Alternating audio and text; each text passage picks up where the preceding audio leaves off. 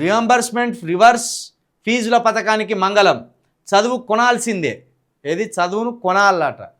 కేసీఆర్ గారు మొత్తం 5,000 కోట్ల ఫీజు రియంబర్స్మెంట్లో నీ వాటర్ 2,000 కోట్లు నువ్వే ఎగ్గొచ్చిపోయిందే. 3,000 కోట్లు వీళ్ళు ఎగ్గొచ్చిండ్రు, 2,000 కోట్లు నువ్వే ఎగ్గొచ్చినావు.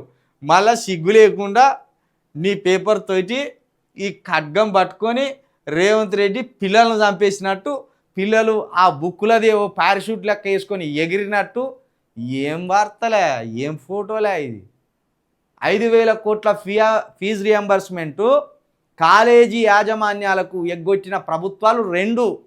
కేసీఆర్ గారి ప్రభుత్వం ఎగ్గొచ్చింది, రేవంత్ రెడ్డి గారి ప్రభుత్వం ఎగ్గొచ్చింది.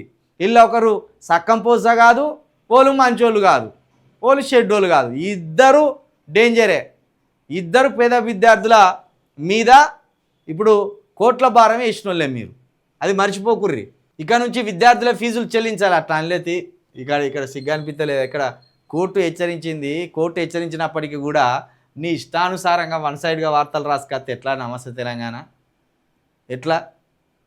ఇంత దుర్మార్గం. ప్రతి దాని మీద ఒక బలవంతపు ఒత్తిడి వార్తలు రాసుకొస్తానులే వీళ్ళు. ఒక బలవంతపు నెగటివిటీని ప్రజల మీద రుద్దే ప్రయత్నం చేస్తాను.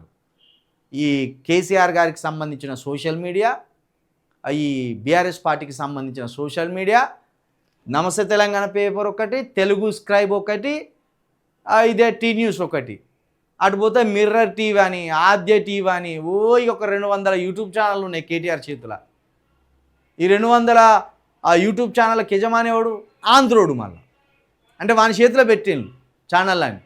తెలంగాణోడు తినద్దు వీళ్ళ సొమ్ము, తెలంగాణ సొమ్ముని తెలంగాణోడు తినద్దు, వీళ్ళ సొమ్ము అంటున్నాం. ఇంకా వీళ్ళేదో కష్టపడి ఇచ్చినట్టు తెలంగాణ సొమ్మును తెలంగాణోని చేతిలో పెట్టరు వీళ్ళు, ఆంధ్ర పెట్టుబడిదారు చేతిలో పెడతారు.